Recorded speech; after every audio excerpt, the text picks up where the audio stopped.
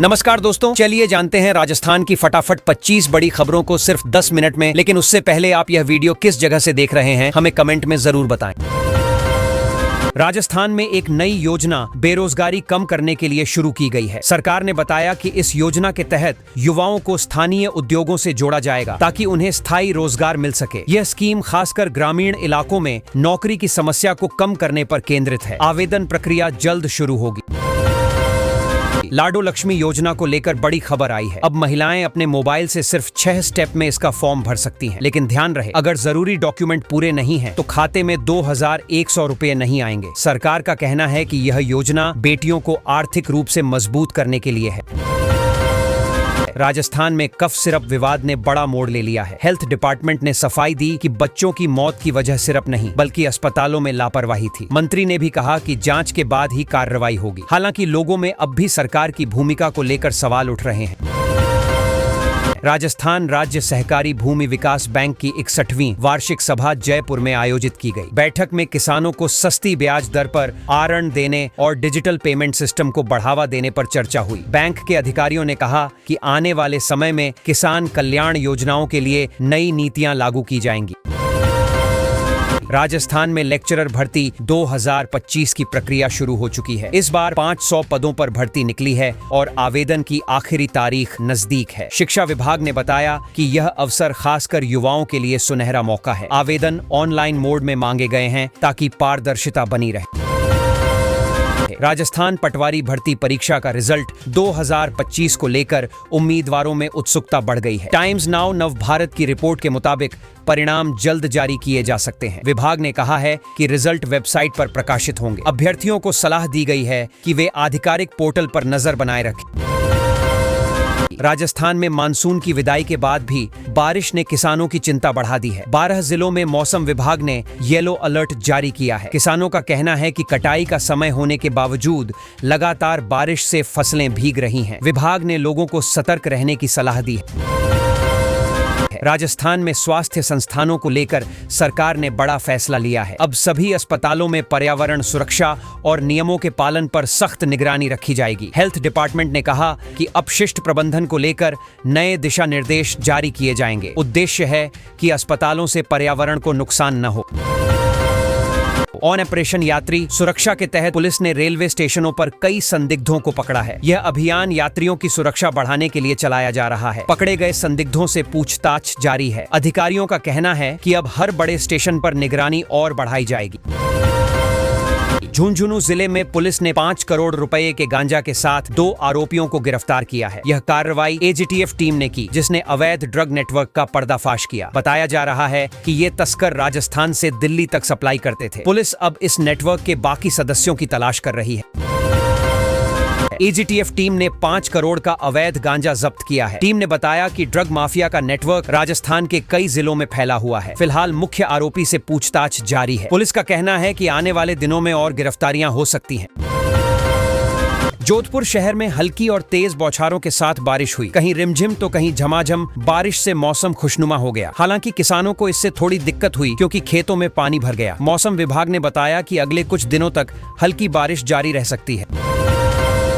राजस्थान में लुटेरी दुल्हन गैंग फिर सक्रिय हो गई है। ताजा मामले में एक युवक से शादी के नाम पर लाखों की ठगी की गई। आरोपी महिला शादी के बाद फरार हो गई। पुलिस ने जांच शुरू कर दी है। बताया जा रहा है कि यह गैंग कई जिलों में पहले भी इसी तरह के मामले कर चुकी है।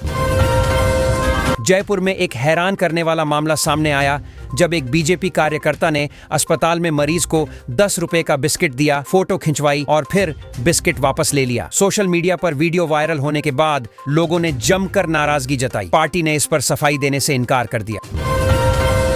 कोटा में दशहरा मेले के दौरान एक हाथी बेकाबू हो गया। अचानक भगदड़ मच गई और लोग जान बचाने के लिए इधर उधर भागने लगे। पुलिस और मेले के आयोजकों ने किसी तरह स्थिति पर काबू पाया। इस घटना में कुछ लोग हल्के रूप से घायल हुए हैं। जयपुर शहर में सांसद खेल महोत्सव का आयोजन 15 अक्टूबर से होने जा रहा है। सांसद मंजू शर्मा ने बताया कि इसमें युवा खिलाड़ियों को अपनी प्रतिभा दिखाने का मौका मिलेगा। कार्यक्रम में विभिन्न खेलों की प्रतियोगिताएं होंगी और विजेताओं को सम्मानित किया जाएगा। प्रतापनगर सेक्टर 16 में विजयदशमी कार्यक्रम के दौरान डांस प्रस्तुति को लेकर विवाद हो गया। कुछ लोगों ने मंच पर चढ़कर कार्यक्रम रुकवा दिया। आयोजकों ने कहा कि यह मामला गलतफहमी के कारण हुआ। बाद में दोनों पक्षों में समझौता हो गया और कार्यक्रम फिर शुरू हुआ। राजस्थान के जोधपुर जिले में सांड को गाड़ी से कुचलकर मारने का वीडियो सामने आया है। इस वीडियो ने लोगों में भारी आक्रोश फैला दिया। पशु प्रेमियों ने आरोपियों पर सख्त कार्रवाई की मांग की है। पुलिस ने कहा कि वीडियो की जांच चल रही है और दोषियों को बख्शा नहीं जाएगा। RPSC की ग्रेड एक टीचर भर्ती के लिए आवेदन करने का आज आखिरी मौका है। जो उम्मीदवार अभी तक फॉर्म नहीं भर पाए हैं वे तुरंत आवेदन कर सकते हैं। आयोग ने आवेदन प्रक्रिया को सरल बनाया है ताकि किसी को दिक्कत न हो। परीक्षा की तिथि जल्द घोषित की जाएगी। राजस्थान में बेरोजगारी और पुनः नियुक्ति को लेकर राजीव गांधी युवा मित्रों ने पैदल मार्च निकाला। उन्होंने सरकार से दोबारा नियुक्ति की मांग की और बेरोजगारी पर नाराजगी जताई। मार्च के दौरान युवाओं ने कहा कि वे तब तक आंदोलन जारी रखेंगे जब तक मांगें पूरी नहीं होती। जयपुर RTO ने अब HSRP प्लेट्स को लेकर सख्ती शुरू कर दी है। अगर वाहन मालिकों ने समय पर हाई सिक्योरिटी नंबर प्लेट नहीं लगाई तो डीलर और वाहन मालिक दोनों पर जुर्माना लगेगा। प्रशासन ने कहा है कि सड़क सुरक्षा के लिए यह कदम जरूरी है। राजस्थान के कई जिलों में अक्टूबर माह में पैदा हुए लोग रविवार को गोविंद देव जी मंदिर में अपना जन्मदिन संस्कार मनाने पहुंचेंगे। मंदिर प्रशासन ने कहा है कि विशेष पूजा और आरती की व्यवस्था की गई है। यह परंपरा हर साल सैकड़ों श्रद्धालुओं को आकर्षित करती है। भारत के किन राज्यों में सबसे ज्यादा किसान रहते हैं, इस पर नई रिपोर्ट आई है। इसमें बताया गया कि उत्तर प्रदेश, महाराष्ट्र और राजस्थान शीर्ष पर हैं। विशेषज्ञों ने कहा कि इन राज्यों में कृषि अर्थव्यवस्था की रीढ़ है और किसानों की आय बढ़ाने के लिए नई योजनाएं जरूरी हैं। कोटा में 233 फीट ऊंचे रावण के पुतले से वर्ल्ड रिकॉर्ड बना तो लोगों ने खूब तालियां बजाईं, लेकिन थोड़ी चूक से सब चौंक गए। आयोजन में सुरक्षा और प्रबंधन की कमी उजागर हो गई। लोग हैरान रह गए कि इतने बड़े स्तर पर तैयारियों में भी गलती रह सकती है। राजस्थान में खांसी की दवा से मौत के मामले ने हलचल मचाई, लेकिन हेल्थ डिपार्टमेंट ने साफ किया कि सिर्फ वजह नहीं बल्कि लापरवाही कारण बनी। विभाग ने कहा जांच में दवा की गुणवत्ता में बड़ी खामी नहीं मिली। असली चूक प्रशासनिक स्तर पर थी जिससे मौतें हुई। दिल्ली पुलिस की स्पेशल सेल को बड़ी सफलता हाथ लगी है। रोहित गोदारा गैंग के 2 शूटरों का एनकाउंटर किया गया। लंबे समय से यह अपराधी पुलिस के लिए सिरदर्द बने हुए थे। मुठभेड़ के दौरान पुलिस ने दोनों को ढेर कर गैंग की कमर तोड़ने का दावा किया। मौसम विभाग ने एक बार फिर चेतावनी दी है। पहाड़ों से लेकर मैदानी इलाकों तक मौसम बदलने वाला है। 13 राज्यों में बारिश का अलर्ट जारी किया गया है। पर्व त्योहार के सीजन में यात्रा करने वालों को सतर्क रहने की सलाह दी गई है ताकि कोई परेशानी न हो। राजस्थान के दशहरा समारोह में बड़ा हादसा होते होते बच गया। कुंभकर्ण के जलते पुतले के नीचे एक फोटोग्राफर आ गया था। तुरंत लोगों ने मिलकर उसे बचाया। डॉक्टरों ने उसकी हालत अब स्थिर बताई है। इस घटना ने त्योहार की खुशी में थोड़ी दहशत फैला दी। साबरमती एक्सप्रेस अचानक बीच रास्ते में रुक गई तो यात्री घबरा गए। दरअसल छत पर लगा बिजली का उपकरण टूटकर प्राइवेट ट्रैक पर गिर गया था। इससे रेलवे ट्रैक पर अफरा तफरी मच गई। तुरंत तकनीकी टीम पहुंची और मरम्मत कर स्थिति सामान्य की गई। राजस्थान में अपराध के आंकड़ों पर खास रिपोर्ट आई है। इसमें दिखाया गया कि दुष्कर्म के मामलों में 7% की कमी आई है। हत्या और फायरिंग जैसी घटनाओं में भी गिरावट दर्ज हुई। यह आंकड़े पुलिस और सरकार के लिए राहत देने वाले माने जा रहे हैं। कालासर गांव इस बार कबीरमय हो गया। कलाकारों ने ऐसे भक्ति रस से वातावरण भर दिया कि हर कोई झूम उठा। भजन, संगीत और नृत्य ने दर्शकों को प्रभावित किया। पूरा गांव एक आध्यात्मिक माहौल में डूब गया और लोगों ने इसे यादगार अनुभव बताया।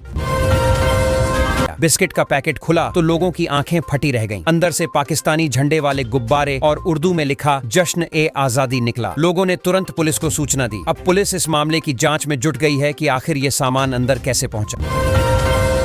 राजस्थान में एक बार फिर कफ सिरप से मौत का मामला सामने आया। जांच में पता चला कि दवा ब्लैकलिस्ट थी, फिर भी बाजार में बिक रही थी। अब बड़ा सवाल खड़ा हो गया कि जब यह दवा प्रतिबंधित थी तो दुकानों तक कैसे पहुंची और बच्चों की जान क्यों गई।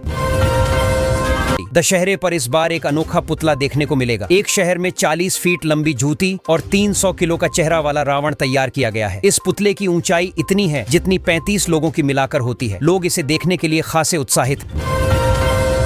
राजस्थान में हुए स्कूल हादसे के बाद राजनीति गर्मा गई है। नरेश मीणा ने इस घटना के बाद नया मोर्चा खोल दिया है। वे बीसलपुर बांध पहुंचे और वहां से बयान दिए। अब इस मामले को लेकर सरकार पर नए सवाल खड़े हो रहे हैं। लोग इसकी चर्चा कर रहे हैं। छिंदवाड़ा और सीकर में दूषित खांसी की सिरप पीने से बच्चों की मौतें हो गई। बताया जा रहा है कि 7 बच्चों की किडनी खराब हो गई और जान नहीं बच सकी। इस मामले को गंभीर मानते हुए दवा नियंत्रण विभाग ने नमूने इकट्ठे करके जांच के लिए भेजे। राजस्थान के भरतपुर में मूर्ति विसर्जन के दौरान बड़ा हादसा हुआ। इस दौरान 2 किशोरियां नदी में डूब गईं और उनकी मौत हो गई। घटना से गांव में मातम छा गया। पुलिस और प्रशासन मौके पर पहुंचे। त्योहार की खुशी अचानक गम में बदल गई। मानसून की विदाई के साथ ही राजस्थान में बारिश ने कहर बरपा दिया। कई जगह रावण के पुतले बह गए। देश भर में बारिश के कारण करीब 1500 लोगों की मौत होने की खबर है। त्योहारों का मजा बारिश ने बिगाड़ दिया और लोग परेशान हो गए। भूवैज्ञानिक प्रतियोगी परीक्षा का रिजल्ट घोषित हुआ है। इसमें 31 अभ्यर्थियों को मुख्य सूची में सफल घोषित किया गया। इन विद्यार्थियों के चेहरे खुशी से खिल उठे। अब इन्हें आगे बेहतर अवसर मिलेंगे। प्रतियोगी परीक्षाओं की तैयारी कर रहे छात्रों के लिए यह प्रेरणादायक खबर है। NSUI कार्यकर्ताओं पर लाठीचार्ज हुआ तो कई लोग घायल हो गए। बाद में कांग्रेस नेता सीधे SMS अस्पताल पहुंचे और कार्यकर्ताओं से मुलाकात की। उन्होंने उनका हालचाल पूछा और सांत्वना दी। इस पर कांग्रेस नेताओं ने सरकार की कार्यशैली पर सवाल खड़े किए। दशहरे से पहले मौसम का मिजाज बिगड़ गया है। मौसम विभाग ने अगले 3 से 4 दिन भारी बारिश का अलर्ट जारी किया है। कई राज्यों में हाई अलर्ट घोषित किया गया। लोगों को सतर्क रहने की सलाह दी गई है। त्योहार के समय इस तरह का अलर्ट चिंता बढ़ा रहा है। जयपुर से चौंकाने वाला आंकड़ा सामने आया है। यहाँ हर 44 मिनट में एक मौत दर्ज हो रही है। यह आंकड़े देखने के बाद लोग हैरान हैं। वजहें अलग अलग हैं। दुर्घटना, बीमारी और अचानक हार्ट अटैक। प्रशासन और स्वास्थ्य विभाग इस पर गंभीर चर्चा कर रहे हैं।